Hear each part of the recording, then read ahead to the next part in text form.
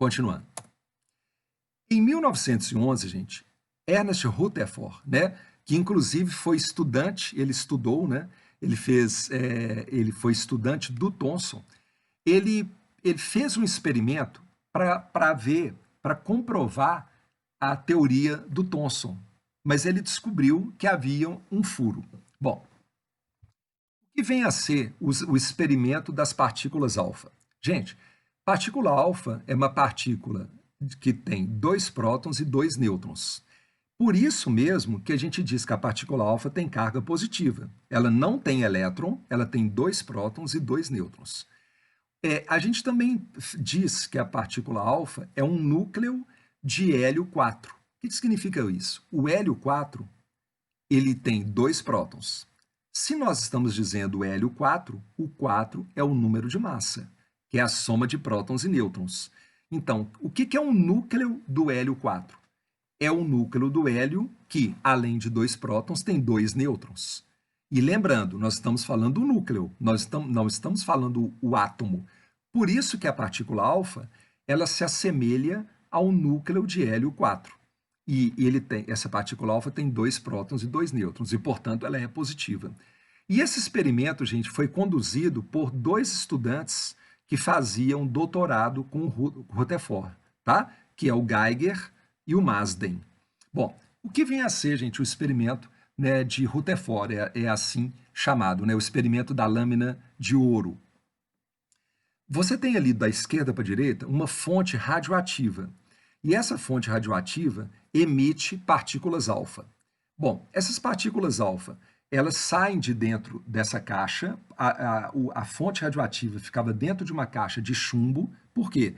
Porque emitia radiação, e essa radiação, se a gente absorve essa radiação de uma maneira descontrolada, ela faz mal para a saúde da gente, por isso que a fonte radioativa ficava dentro de uma caixa de chumbo, né, para proteger as pessoas da radiação.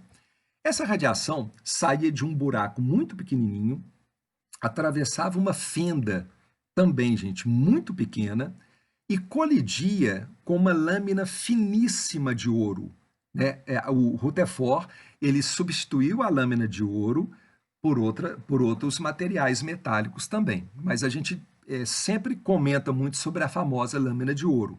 Essa lâmina, repito, ela era muito fina, mas muito fina mesmo. E quando esse feixe de partículas alfa colidiu com a lâmina de ouro, aconteceram 3 fenômenos. Olhando aqui para a imagem. A maioria das partículas alfa de carga positiva atravessou a lâmina de ouro diretamente, sem desvio nenhum. Uma pequeníssima fração das partículas alfa atravessou a lâmina de ouro sofrendo pequenos desvios. E uma outra pequeníssima fração das partículas alfa, menor ainda, uma quantidade muito menor ainda, muito curioso, gente, elas quando colidiram com a lâmina de ouro, elas não atravessaram, elas retornaram, elas ricochetearam, elas voltaram para trás, né? E aí a gente vai entender agora a conclusão que ele chegou.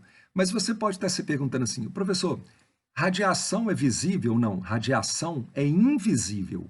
Então como é que eles viram o feixe de partículas alfa? Eles colocaram, como vocês estão vendo aqui, gente, do lado direito, uma tela contendo uma substância química chamada sulfeto de zinco, ZNS. E essa tela de sulfeto de zinco, ela produzia cintilações, ficava piscando, brilhando, quando as partículas alfa, né, com uma energia muito grande, incidiam sobre a tela. Então, entenderam, né? A partícula alfa, ela não tem como a gente vê-la. Então, eles perceberam o que estava acontecendo, porque eles colocaram ali um material que produzia uma cintilação, que era o sulfeto de zinco. Ok, gente? Bom, continuando. Que conclusão que ele chegou, pessoal? Perceba. Se a maioria das partículas alfa de alta energia e carga positiva atravessou a lâmina de ouro sem sofrer desvio nenhum, ele concluiu que o átomo ele tinha praticamente um espaço vazio muito grande. os átomos ali, né, os átomos de ouro, eles eram praticamente vazios. Por quê? Porque os elétrons ocupavam regiões muito grandes, né, essa região era chamada eletrosfera, concorda? E essa região sendo muito grande, muito vazia, ocupada por elétrons de carga negativa, permitia relacionar esse espaço vazio com o fato de que a maioria das partículas alfa atravessou a lâmina de ouro sem sofrer desvio nenhum. E o grande lance do modelo do Rutherford. O que fazia uma partícula alfa, ao incidir na lâmina de ouro, retroceder, voltar? Ele imaginou que o que bloquearia uma partícula alfa contendo 2 prótons e 2 nêutrons, portanto contendo uma massa significativa e uma carga positiva, seria concentrar todos os prótons do átomo do ouro, que no modelo do Thomson estavam espalhados pelo átomo todo, concentrar numa região muito menor, muito pequena, o qual ele chamou de núcleo. E dentro do núcleo, né, ficando todos esses prótons, a densidade de carga positiva seria tão grande que justificaria, né, a grande repulsão sofrida pelas partículas alfa de carga positiva. Concorda? Então, o Rutherford, gente, ele descobriu, ele supôs que o átomo tinha núcleo. Tudo bem? E aí, você se pergunta, mas o professor, algumas partículas alfa, elas atravessavam sofrendo pequenos desvios. Sim, essas partículas alfa, elas passaram próximas aos núcleos dos átomos do ouro. Então, elas sofreram repulsão, mas elas conseguiram, né, passar, sofrendo pequenos desvios. Ok, gente? Bom, eu convido vocês novamente a assistirem esses 2 vídeos que eu estou selecionando aqui, que são fundamentais, que mostram os experimentos feitos por Geiger e Marsden, estudantes de doutorado do Rutherford. Ok, pessoal? Eu vou colocar também, gente, o link dos vídeos na descrição das videoaulas, tá? Então é isso aí. Bom, continuando. Muito importante isso aqui, gente. Eu já comentei, mas eu vou reforçar. O que aconteceria nesse experimento se houvesse uma distribuição homogênea de cargas, que era o modelo anterior ao Rutherford, que era o modelo do Thomson? Eu vou ler com vocês. No modelo de Thomson, a carga positiva estava uniformemente distribuída por todo o átomo. Assim, a repulsão eletrostática entre as partículas alfa e o átomo não seria muito forte. Afinal, estando a carga positiva distribuída por todo o átomo, o seu valor em qualquer região do átomo com a qual a partícula alfa interagisse era muito pequeno. Logo, as partículas alfa não sofreriam desvios grandes, ou seja, desvios significativos. Ou então, seriam desviadas em ângulos muito pequenos. Para você ter uma ideia, gente, o Geiger e o Marsden, eles, através de cálculos teóricos, eles obtiveram que, se o modelo do Thomson fosse, vamos dizer assim, o mais verdadeiro, explicasse melhor o experimento do Rutherford, o ângulo máximo de desvio das partículas alfa ao incidirem na lâmina de ouro seria um ângulo máximo de desvio de apenas 3 graus. Olha que interessante. Então, muita gente pensa que se o modelo do Thomson ele fosse, vamos dizer assim, mais verdadeiro do que o modelo do Rutherford, aconteceria que as partículas alfa, ao colidirem com a lâmina de ouro, todas iriam retornar. Não. O átomo do Thomson, gente, é um átomo que tem muito espaço vazio, como a gente acabou de ler.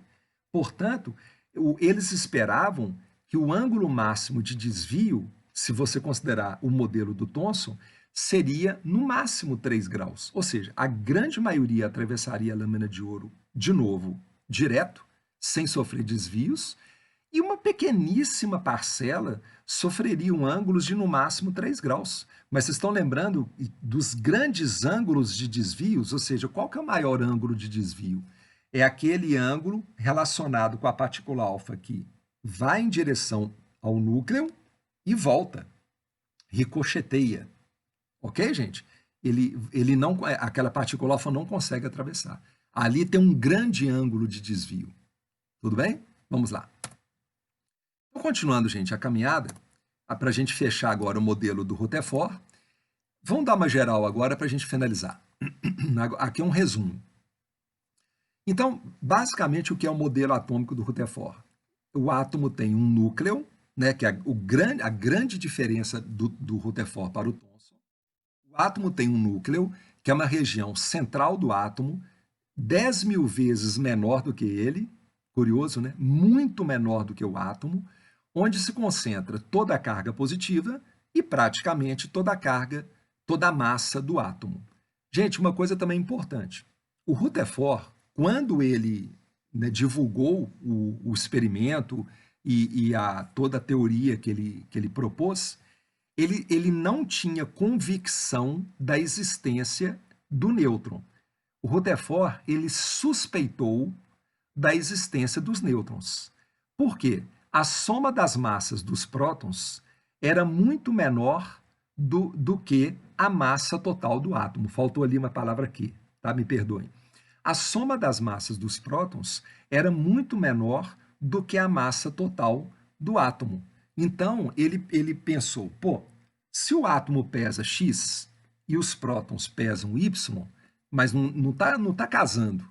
Então, dentro do núcleo, tem que ter uma outra partícula que também tem uma massa significativa para que, somando, dê a massa do átomo. Lembrando que ele já sabia da existência dos elétrons devido à teoria anterior a dele, que é a teoria do Thomson. Ok, gente? E aí, a título de curiosidade, uma outra pessoa, o Chadwick, em 1932, ele comprovou experimentalmente a presença do nêutron, né? Então, em 1932, foi comprovado experimentalmente a existência do nêutron, mas não pelo Rutherford. Ele só supôs a existência pelo Chadwick. Ok, gente? Vamos lá? Muito bem, gente. E aí, para terminar, a eletrosfera, né, constitui a maior parte do átomo, né? É muito vazia. Os elétrons estão distribuídos numa esfera de eletrização, podendo ter quaisquer valores de energia, determinados pela distância em relação ao núcleo, né? Então, se você perguntar assim, qual a energia que o elétron tem no modelo atômico do Rutherford?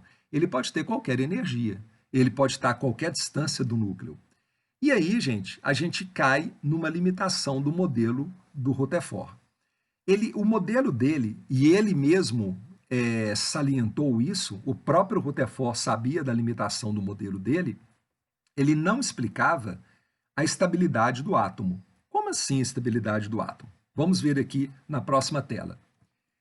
Segundo a teoria eletromagnética clássica, tá, gente? A teoria da eletromagnética da época, estamos aqui em 1911, corpos carregados acelerados, não é o elétron, é um corpo carregado acelerado, irradiam energia na forma de radiação eletromagnética. Assim, o elétron ele perderia energia mecânica e se moveria, né, em trajetória espiral até atingir o núcleo. Segundo a teoria da eletromagnética clássica, ele deveria ir girando, ao girar ao redor do núcleo, ele deveria ir perdendo energia, até colidir com o núcleo. E claro que isto não acontece. Isto era uma limitação do modelo do Rutherford. Tudo bem, gente? Então agora a gente está preparado para o modelo do Bohr. Vamos lá, então? Em 1913, por isso que muitas vezes esse modelo do Bohr, você vê escrito assim, é modelo chamado modelo de Rutherford-Bohr, ok? Porque ele basicamente é o modelo do Rutherford, mas com um acréscimo bastante importante. Aqui está, gente, o Niels Bohr. Em 1913, ele propôs o seguinte: o elétron ele não gira em qualquer órbita, ele não tem qualquer energia, né? Aqui começa a questão da quantização da energia dos elétrons dentro dos átomos. Então, aqui está o Niels Bohr. E essa imagem representa as órbitas circulares propostas pelo Bohr. Ok, gente? Então, vamos lá. Quais são os pressupostos do modelo atômico do Bohr? O elétron gira em torno do núcleo em algumas órbitas circulares. E essas órbitas circulares são bem definidas. Então, por isso, gente, que a gente diz que cada órbita é um estado estacionário. Não confunda aqui com estacionado. O elétron não está parado, estacionado. O que quer dizer que cada órbita ela tem uma quantidade fixa de energia. Então, o elétron, naquela órbita, ele tem um estado estacionário, ok? Né? Então, as órbitas eram níveis de energia. Estando em órbita permitida, porque nem todas as órbitas são permitidas, a energia do elétron não varia, é constante. Por isso que a gente diz energia quantizada. E terceiro, gente, ao absorver energia, o elétron salta para níveis mais externos do átomo, ou seja, mais distantes do núcleo. Ao retornar, emite energia na forma de radiação eletromagnética, com diferentes frequências e comprimentos de onda, ok? Então, resumindo, quando o elétron está girando na sua órbita, na sua respectiva órbita, se vindo de fora há um estímulo e esse estímulo transfere energia para o elétron, ele salta de uma órbita mais interna para uma órbita mais externa, ok? Quando ele retorna, a gente já diz que quando ele salta para uma órbita mais externa, a gente diz que o átomo foi excitado, ok? Excitado. Quando esse elétron retorna, ele emite radiação eletromagnética, ok? Cujo comprimento de onda é referente a uma energia que foi liberada, e essa energia liberada ela tem a ver com a diferença de energia entre as duas órbitas. A gente vai ver aqui na sequência, ok? E aí o átomo passa de novo para o seu estado que a gente diz fundamental, ok? Então vamos lá. Continuando aqui a caminhada, gente, veja bem, eu vou só mostrar aqui rapidamente um pouquinho de bem básico mesmo, que como eu falei, é só para a gente ter uma noção dos pressupostos dos modelos atômicos. O que é a diferença de espectro contínuo e espectro de linhas, ok? A luz branca, ou seja, a luz solar, se você passá-la por um prisma, vai haver uma refração. E aí a gente percebe que a luz branca, né, isso é muito trabalhado na física, não é? Ela é um somatório de cores, indo do vermelho, passando pelo alaranjado, amarelo, verde, azul, anil e chegando no violeta, né? E você percebe que essas cores, elas formam manchas, e essas manchas são contínuas. Então, isso aqui é um espectro contínuo da luz branca, ok? Porém, neste caso agora, você está vendo aqui um experimento, claro, é só uma representação do experimento, que foi usado na época que o Bohr também se envolveu com esse experimento. Da esquerda para a direita. Quando você pega um tubo, coloca ali gás hidrogênio muito rarefeito, tá, gente? Portanto, numa pressão muito baixa, e você aplica uma diferença de potencial muito grande, ou seja, você aplica uma alta voltagem, e o que você está fazendo? Vamos pensar bem aqui. A molécula de gás hidrogênio é feita de 2 átomos de hidrogênio, e cada átomo de hidrogênio tem um elétron, concorda? Então, quando você aplica ali uma tensão muito grande, você excita os elétrons dos átomos de hidrogênio presentes nas moléculas de gás hidrogênio. Então, lembra, esses elétrons vão saltar para órbitas mais distantes do núcleo, só órbitas permitidas. Ok, quando esses elétrons saltam, a gente fala que o átomo está excitado. E aí, quando o elétron retorna para suas órbitas originais, emite radiação eletromagnética, não é verdade? Então, vamos continuar aqui a imagem. Essa radiação eletromagnética que está sendo emitida, quando ela passa por um prisma, ok? E aí sofre uma refração, veja o que acontece. No experimento, não apareceram manchas, apareceram linhas. Esse espectro é chamado espectro de linhas por isso. E apareceram, né, linhas que, na região do visível, né, porque o ser humano só consegue ver alguns tipos de cores, porque a cada cor está relacionado um comprimento de onda, uma frequência e, portanto, uma energia. Tudo bem, gente? Se você quiser se aprofundar, assista videoaulas relacionadas mais com a abordagem física desse conteúdo. O importante aqui para a química é você perceber que quando você citou os elétrons do hidrogênio, apareceu uma linha violeta, uma linha azul, uma linha verde e uma linha vermelha. Tá, gente? Essas excitações, essas linhas indicam o quê? Que esses elétrons foram excitados, que eles voltaram para órbitas internas e eles emitiram radiações eletromagnéticas nestes comprimentos de onda que estão aqui à direita. 410 nanômetro, 434, 486, 657 nanômetro. Isso é o comprimento da onda. E aí, conclusão, vamos lá. O que significa isso? Então, vamos entender. Olha que curioso, gente. Aquela linha vermelha que apareceu é o resultado da transição do elétron do nível 3 para o nível 2. Eu queria só lembrá-lo que o hidrogênio, no estado fundamental, ele tem o elétron dele, o único elétron que ele tem, né, orbitando, né, a camada K ou nível 1 de energia, a órbita, a primeira órbita. Mas você lembra que ele foi excitado e ele saltou para órbitas permitidas. Se ele saltou para a órbita 3, quando ele volta da órbita 3 para a órbita 2, ele emite uma energia. Que energia que é essa? A energia resultante da diferença de energia do nível 3 para o nível 2. Tudo bem, gente? Então ele libera uma quantidade bem determinada de energia.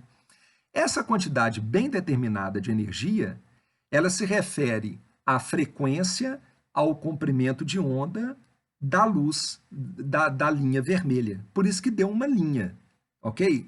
É a transição do nível 3 para o nível 2. Bom, continuando.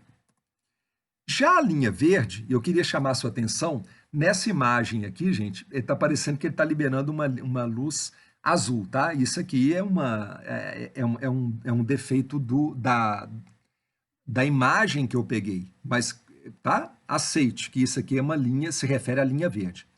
Aquela linha verde que apareceu, ela significa uma transição do nível 4 para o nível 2.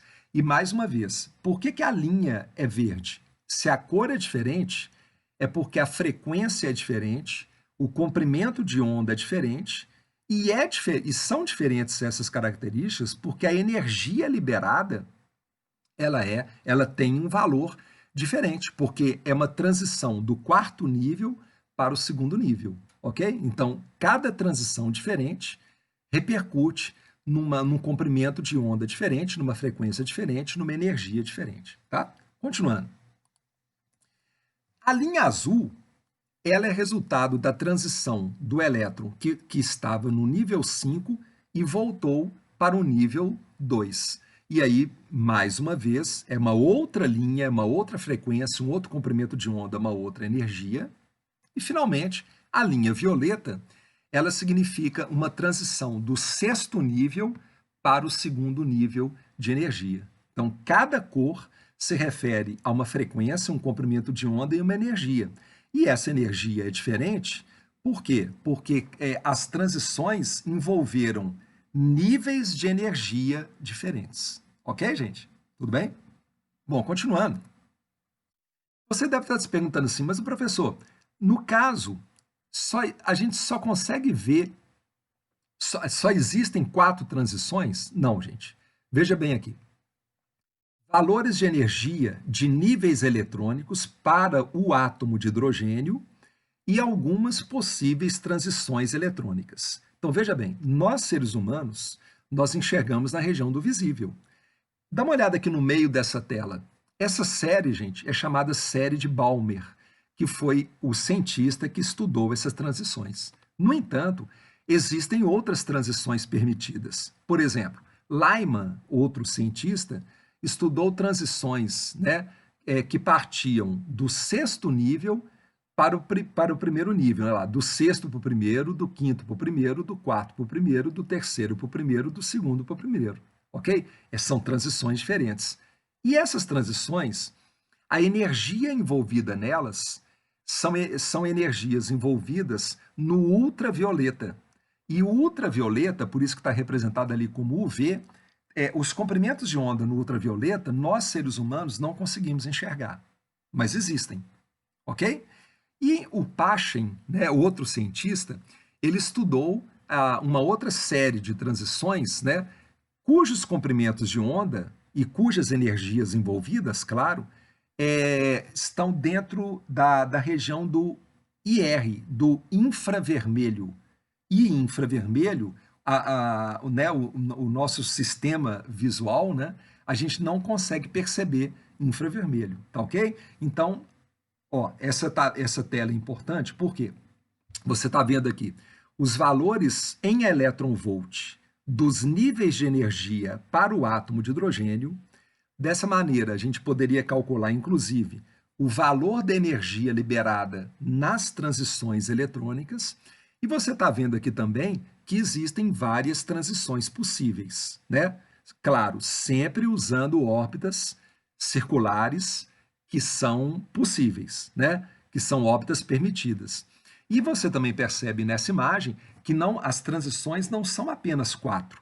Nós, seres humanos, conseguimos detectar apenas 4 transições, mas aparelhos que detectam ultravioleta e infravermelho são capazes de identificar essas transições, ok? Gente, antes da gente continuar, uma grande limitação do modelo do Bohr, que ele mesmo sabia disso, é que o modelo atômico dele funcionava bem para o átomo de hidrogênio, que tem apenas um elétron. Ou então, por exemplo, para o cátion hélio, porque o hélio tem 2 prótons e 2 elétrons.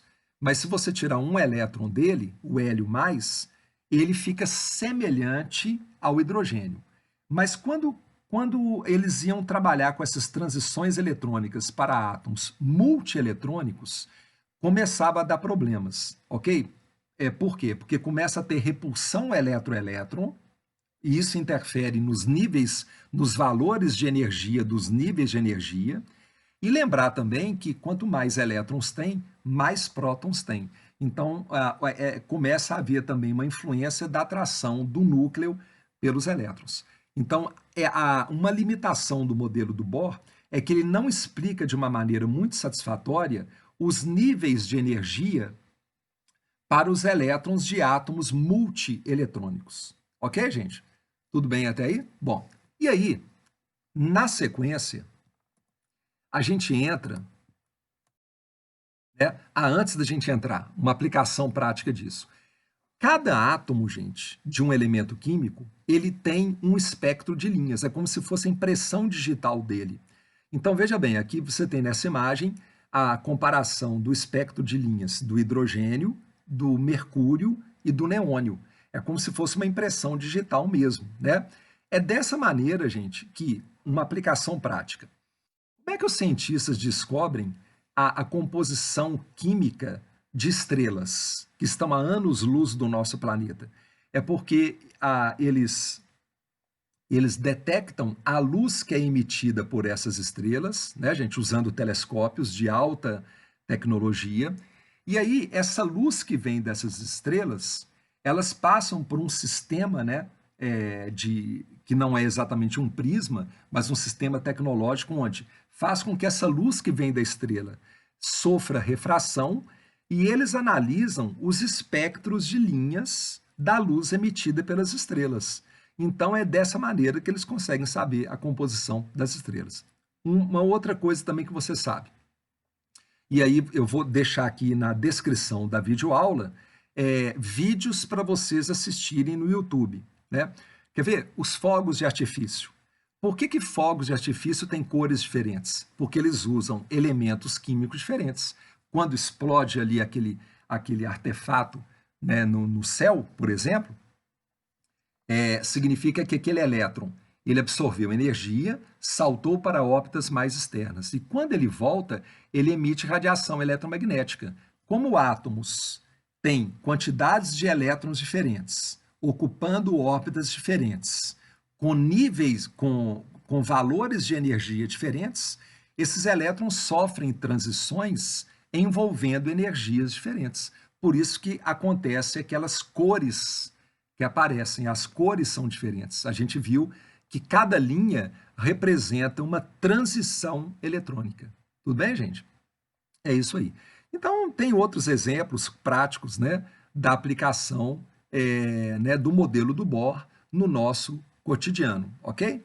A lâmpada fluorescente, por exemplo, é uma lâmpada que contém vapor de mercúrio, então o mercúrio é excitado, quando o elétron volta, emite radiação eletromagnética, tá, gente? A lâmpada fluorescente, por exemplo. Então, se vocês quiserem aprofundar mais nisso, tem vários exemplos, né, que você pode ver sobre como é que o modelo do Bohr explica isso, ok? Apesar das suas limitações. Muito bem, gente. Continuando. E aí, pessoal, depois do modelo do Bohr, né, o pessoal descobriu que, na verdade, o elétron ele não gira numa órbita circular. Não, né, o Sommerfeld, que é um outro cientista também muito importante, ele contribui com o modelo atômico do Bohr, provando que as órbitas podem ser circulares, que é o que o Bohr previa, né? Mas as órbitas também elas podem ser elípticas, mas isso foi previsto por um outro cientista, o Sommerfeld. Gente, na sequência da evolução, nós entramos agora no modelo orbital ou um modelo que, de 1913 até hoje, a gente diz que é um modelo atual. Esse modelo, ele envolve o princípio da incerteza, né, de Heisenberg, que é um outro cientista, ou seja, falando de uma maneira bem rápida, não se pode saber ao mesmo tempo, com grande precisão, a posição e a velocidade de um elétron, né, que muitas vezes é falado do momento, que o momento de um elétron é igual à massa multiplicada pela velocidade. Com grande precisão, você não pode saber ao mesmo tempo a posição e velocidade de um elétron. E também um outro princípio que estava envolvido aí, né, nessa atualização do modelo é o princípio da dualidade da matéria, que o elétron pode ser considerado como uma onda-partícula, ok? Gente, não é foco da nossa videoaula nos aprofundar sobre isso. Como eu disse, o importante é você entender o que vem a ser o modelo atual. O modelo atual, ele não diz que o elétron gira em órbitas, sejam elas circulares ou sejam elas elípticas. No modelo atual, o elétron está dentro de orbitais. Cuidado para não confundir com órbita. O que vem a ser um orbital? É uma região do espaço onde há maior probabilidade de se encontrar o elétron. Ok? Então vamos lá. Os orbitais, gente, que nós conhecemos, é claro que existem teoricamente outros orbitais, são os orbitais S, que tem a forma de uma esfera, é uma região do espaço onde o elétron se encontra ali, né, com maior probabilidade. Os orbitais P, que são como se fossem halteres, aqueles halteres de fazer ginástica, são 3 orbitais P, Px, Py, Pz. Os orbitais D, que são 5 tipos de orbitais D, né, com esses formatos, são todas regiões espaciais, tá, gente? Com formatos bastante complicados, né? E, na sequência, os orbitais F, que são 7 tipos de orbitais. Olha lá, são orbitais mais complexos mesmo. Então, entenda, quando a gente olha para esse desenho, tente perceber, gente, que o elétron ele talvez seja melhor compreendido como uma onda eletromagnética predominantemente confinada dentro dessas regiões, ok? Predominantemente confinada, essa onda eletromagnética, dentro dessas regiões, S, P, D, F. Então, o grande lance do modelo atual é que o elétron não gira em órbitas, sejam elas circulares ou elípticas. Os elétrons ficam em torno do núcleo, ocupando regiões do espaço onde há uma maior probabilidade. São chamados orbitais. É bastante, vamos dizer assim, abstrato, né, gente? Mas é isso aí.